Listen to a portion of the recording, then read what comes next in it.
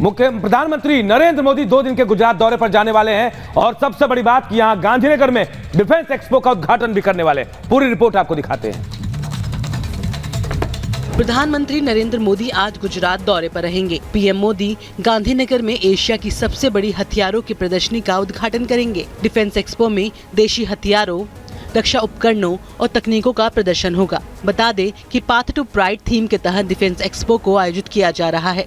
पहली बार ये एक्सपो भारतीय कंपनियों के लिए एक रक्षा प्रदर्शनी का गवाह बनेगा, जिसमें विदेशी OEM की भारतीय सहायक कंपनियां, भारत में पंजीकृत कंपनियों का डिवीजन, एक भारतीय कंपनी के साथ संयुक्त उद्यम वाले प्रदर्शक शामिल होंगे। और वहीं अगली बड़ी खबर, प्रधानमंत्री नरेंद्र मोदी आज जूनागढ़ को करोड़ों की सौगात देने वाले हैं, जिसमें मुख्य तौर पर बताया जा रहा है कि 15,670 करोड़ रुपए की परियोजनाओं का लोकार्पण और शिलान्यास होगा। क्या है खबर, इस रिपोर्ट में दिखाते हैं। गुजरात दौरे के दौरान पीएम मोदी आज जूनागढ़ को कई विकास परियोजनाओं की सौगात देंगे। पीएम मोदी करीब 15,670 करोड़ रुपए की परियोजनाओं का लोकार्पण और शिलान्यास करेंगे। दोपहर 12 बजे पीएम मोदी अडालस में मिशन स्कूल ऑफ एक्सीलेंस की शुरुआत करेंगे। शाम 6 बजे इंडिया अर्बन हाउसिंग कॉन्क्लेव 2022 का उद्घाटन करेंगे और राजकोट में कई प्रमुख परियोजनाओं का लोकार्पण और शिलान्यास करेंगे। शाम करीब 7:20 पर राजकोट में अभिनव निर्माण प्रथाओं की प्रदर्शनी का भी उद्घाटन करेंगे।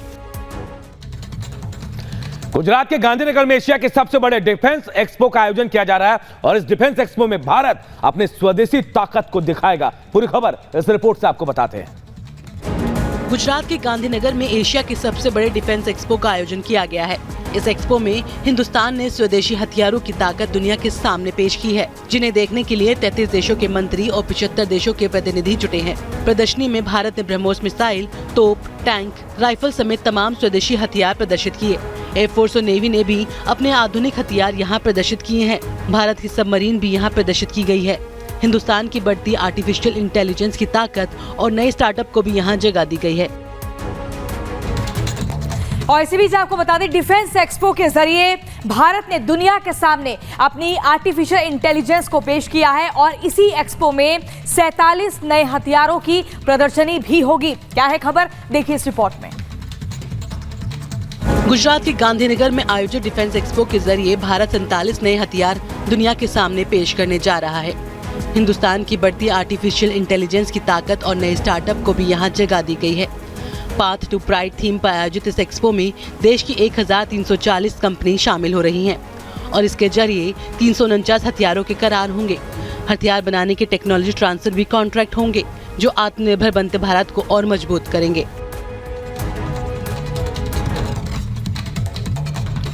इधर इंटरपोल महासभा में प्रधानमंत्री नरेंद्र मोदी ने आतंक के खिलाफ जोरदार हमला बोला और बिना नाम लिए पाकिस्तान को खरी खरी भी सुना दी। पूरी खबर इस रिपोर्ट में आपको दिखाते हैं। इंटरपोल महासभा में पीएम मोदी ने आतंक के खिलाफ करारा प्रहार किया। प्रधानमंत्री ने दुनिया को एकजुटता का पाठ पढ़ाया। तेजी से फैल रहे आतंकवाद पर करारा प्रहार करते हुए पीएम मोदी ने कहा कि अगर आतंकवाद से लड़ना है तो दुनिया को एकजुट होना ही पड़ेगा। ऐसी दुनिया बनानी पड़ेगी जहां आतंकी छिप न सकें। पीएम मोदी ने बिना नाम लिए दुनिया के सामने पाकिस्तान को भी निशाने पर लिया। कहा, सीमा पार के आतंक से भारत लड़ रहा है, लेकिन आतंक को हराने के लिए अंतर्राष्ट्रीय रणनीति बनानी होगी। तो लगभग 24 साल बाद कांग्रेस को गैर कांग्रेसी अध्यक्ष अब मिलने जा रहा है। इससे पहले सीताराम केसरी का नाम था, लेकिन आज सुबह से मतगणना जो है उसकी गिनती अब शुरू हो जाएगी और आज ही तस्वीर साफ हो जाएगी। देखिए रिपोर्ट। कांग्रेस पार्टी का नया अध्यक्ष कौन होगा, आज दोपहर तक ये तस्वीर साफ हो जाएगी। कांग्रेस अध्यक्ष चुनाव की मतगणना सुबह 10 बजे से शुरू होगी। 17 अक्टूबर को हुए मतदान में 9,300 डेलीगेट्स शामिल हुए थे। देश भर में 36 मतदान केंद्र बनाए गए थे और 67 बूथ थे। इनमें 6 बूथ उत्तर प्रदेश में, 1 बूथ पर 200 वोट डाले गए थे। कांग्रेस अध्यक्ष पद के चुनाव के लिए 2 उम्मीदवार शशि थरूर और मल्लिकार्जुन खड़गे मैदान में हैं। पार्टी के 137 साल के इतिहास में छठी बार अध्यक्ष पद के लिए चुनाव हुआ है। हिमाचल प्रदेश में चुनावी रण सजकर तैयार है और आज जयराम ठाकुर मुख्यमंत्री हिमाचल प्रदेश के वो अपना नामांकन दाखिल करने वाले। पूरी खबर इस रिपोर्ट में आपको बताते हैं।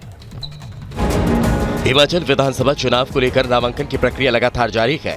प्रदेश के मुख्यमंत्री जयराम ठाकुर मंडी जिले की सिराज विधानसभा सीट से आज अपना नामांकन पत्र दाखिल करेंगे।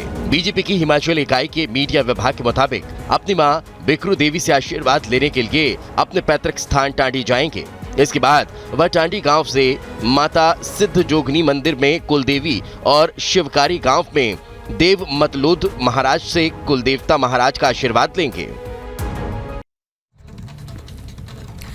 और इसी बीच ये माना जा रहा है कि हिमाचल प्रदेश के अब चुनाव के चलते उम्मीदवारों का ऐलान बीजेपी कर सकती है। और इसी बीच मंगलवार की अगर हम बात करें तो केंद्रीय चुनाव समिति की बैठक हुई जिसमें पार्टी के दिग्गज नेता शामिल हुए थे। क्या है खबर, इस रिपोर्ट में देखिए।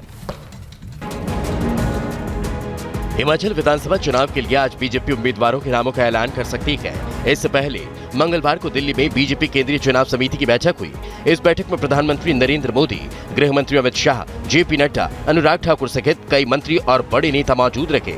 दिल्ली में हुए बीजेपी केंद्रीय चुनाव समिति की बैठक में हिमाचल चुनाव को लेकर चर्चा हुई। साथ ही विधानसभा चुनाव की तैयारियों को लेकर रणनीति पर भी विचार विमर्श किया गया। Bureau report, Republic Bharat.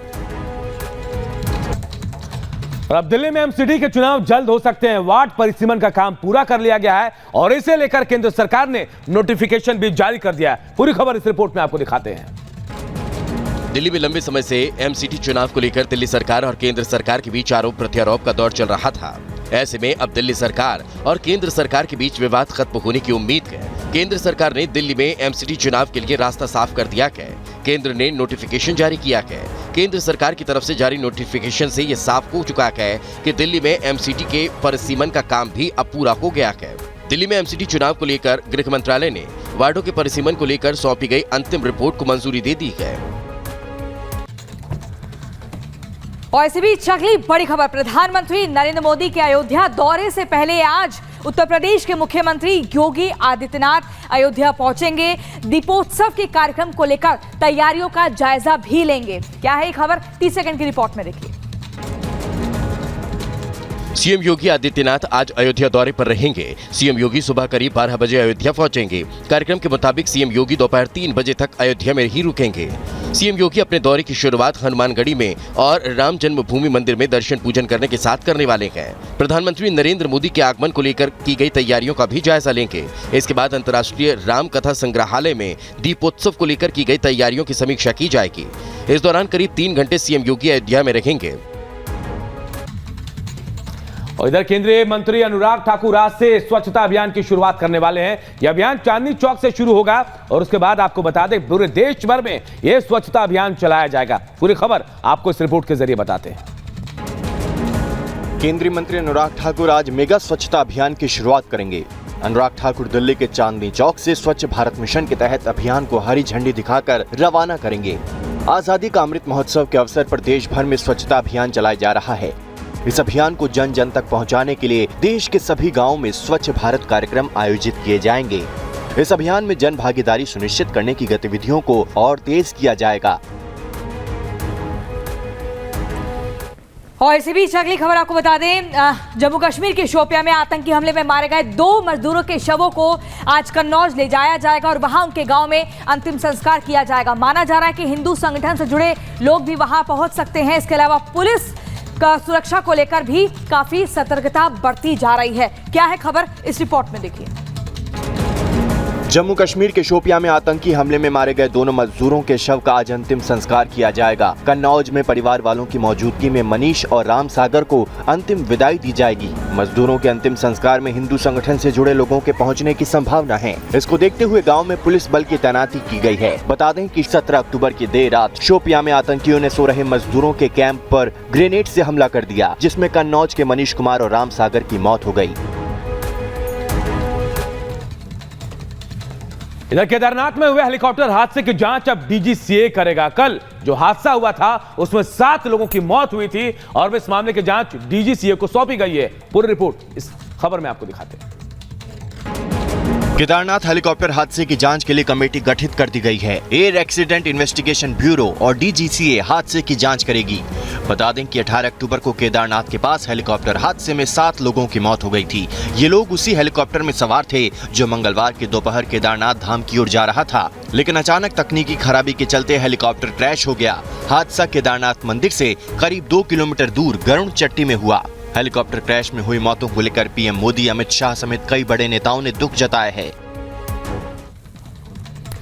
Mulayam Singh Yadav की अस्थियों का विसर्जन प्रयागराज के संगम में होगा और अखिलेश यादव सैफई से सुबह 11 बजे प्रयागराज के लिए निकलेंगे, जिसमें उनके साथ चाचा शिवपाल सिंह यादव, डिंपल यादव और परिवार के अन्य सदस्य भी होंगे। विधि विधान के साथ ये अस्थि विसर्जन किया जाएगा। क्या है खबर, इस रिपोर्ट के जरिए आपको दिखाते हैं। मुलायम सिंह यादव की अस्थियां हरिद्वार के बाद आज प्रयागराज के संगम में भी विसर्जित की जाएंगी। अस्थि कलश लेकर अखिलेश यादव सुबह 11 बजे सैफई से प्रयागराज के लिए रवाना होंगे।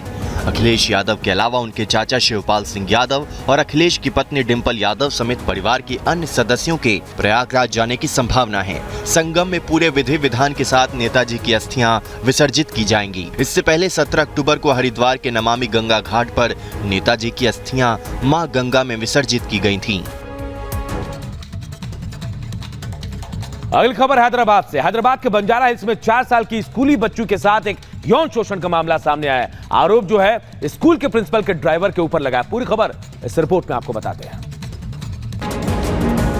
हैदराबाद के बंजारा हिल्स इलाके में एक स्कूली छात्रा के साथ यौन शोषण का मामला सामने आया है। स्कूल के प्रिंसिपल के ड्राइवर ने इस वारदात को अंजाम दिया। पीड़ित बच्ची के माता-पिता की शिकायत के बाद पुलिस ने आरोपी को गिरफ्तार कर लिया है। आरोपी ड्राइवर रजनी कुमार पिछले 2 महीनों से कथित तौर पर लड़की का यौन शोषण कर रहा था। पीड़ित के माता-पिता ने अपनी बेटी के व्यवहार में बदलाव देखा तो इसकी शिकायत पुलिस से की। पुलिस ने मामले की गंभीरता को समझते हुए आरोपी ड्राइवर को गिरफ्तार कर लिया है।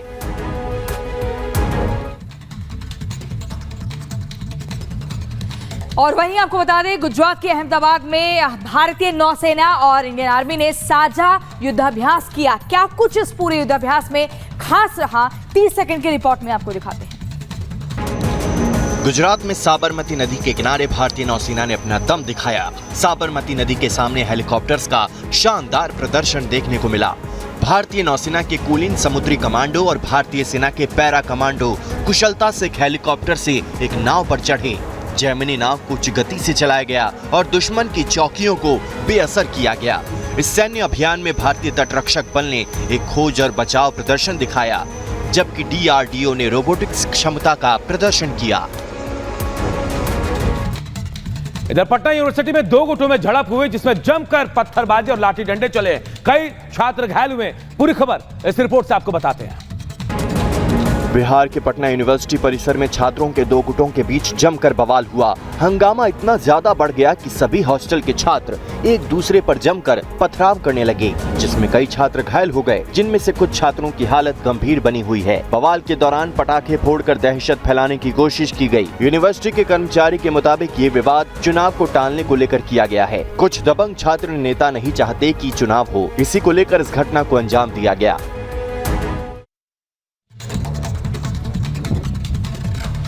और इसी बीच आपको बता दें, पंजाब के मोहाली से खबर आई है हर्ष फायरिंग को लेकर। दरअसल एक युवक ने नई कार खरीदी। बेंटले कार खरीदने के बाद उसने जमकर हवा में फायरिंग की अपने दोस्तों की मौजूदगी में, जिसके बाद ये जब वीडियो शूट किया गया सोशल मीडिया पर वायरल हो गया। क्या है पूरी खबर, किस तरीके से पुलिस ने इसमें कार्रवाई की, आप देखिए। पंजाब के मोहाली से हर्ष फायरिंग का वीडियो सामने आया है। मोहाली में एक शख्स ने नई कार खरीदी। इसकी खुशी इतनी हुई कि लोगों की भीड़ के बीच उसने फायरिंग शुरू कर दी। फायरिंग का वीडियो सोशल मीडिया पर वायरल हो गया। पुलिस के मुताबिक शुभम राजपूत मोहाली के सेक्टर 82 के खरड़ इलाके में ओमेगा सिटी में रहता है। उसके पिता शहर के बड़े बिल्डर हैं। शुभम ने नई बेंटले कार खरीदी थी। कार लेकर वो अपने घर आया। यहाँ आकर गाड़ी बाहर खड़ी की और एक के बाद एक 7 राउंड फायरिंग की, जिसका वीडियो किसी ने अपने कैमरे में कैद कर लिया। और पंजाब की जेल से जो तस्वीरें सामने आई वो हैरान करने वाली। यहां जेल में कैदी नशे की लत में डूबे हुए हैं और नशे में मजे में झूम रहे हैं। ये तस्वीरें देखिए, रिपोर्ट देखिए और समझिए। पंजाब के अमृतसर में नशा लेने का एक और वीडियो वायरल हुआ है। ये वीडियो किसी पब या बार का नहीं है, ये वीडियो अमृतसर जेल का है। जहां झुंड में बैठे कैदी नशा लेते नजर आ रहे हैं। जेल के अंदर से नशे का ये वीडियो सोशल मीडिया पर काफी तेजी से वायरल हो रहा है। मिली जानकारी के मुताबिक ये वीडियो किसी और ने नहीं बल्कि कुछ दिन पहले जेल में ही समय बिताकर आए एक हवालाती ने शेयर किया है। मामले में जेल मंत्री हरजोत सिंह बैंस ने जांच के आदेश दिए हैं।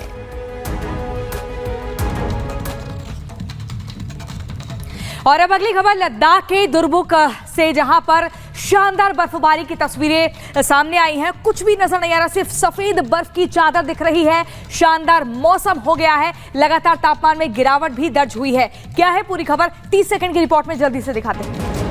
लद्दाख के दुर्बुक लेह से बर्फबारी की शानदार तस्वीर सामने आई है। यहाँ सफेदी के अलावा कुछ और नजर नहीं आ रहा है। चारों ओर बर्फ की सफेद चादर बिछी हुई है। सड़क, पेड़ और पहाड़ सब बर्फ की सफेद चादर में लिपट गए हैं। लेह में ताजा बर्फबारी सैलानियों के लिए सौगात बनकर आई है। अक्टूबर महीने में हुए बर्फबारी से लोग काफी खुश हैं। बता दें कि मंगलवार को लद्दाख के ज्यादातर ऊपरी इलाकों में हल्की बर्फबारी हुई। लद्दाख में बर्फबारी के कारण तापमान में गिरावट देखी गई है।